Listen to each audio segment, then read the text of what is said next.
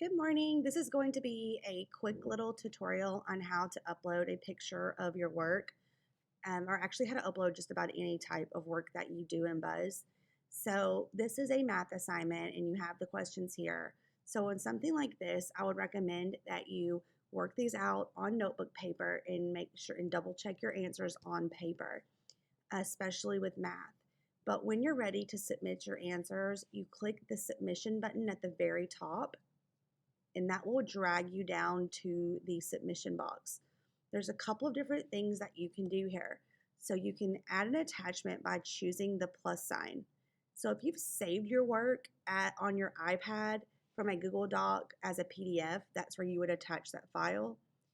Or you can also choose a Google document if you've typed it in Slides or Google Doc.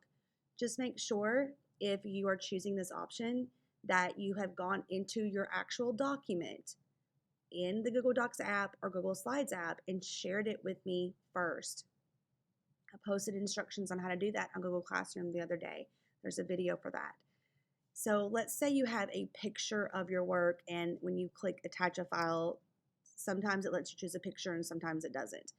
There is a workaround for that. So in the comment box, when you click here, you will see several options here. Now, some students, even on the math problems, have typed their answers here, and that is fine. There's even a math editor here that lets you put in things like exponents and fractions. But you can type your answers here if it's possible. For a literacy assignment, this might be great if you are needing to maybe write a paragraph or answer with sentences. So let's say that you did your work on paper and you want to just upload that picture that you took of your work. So right here, there is an insert image button. And when you click that, you should have options here to find that picture in your camera roll. On my computer, it looks a little different because I'm not on an iPad.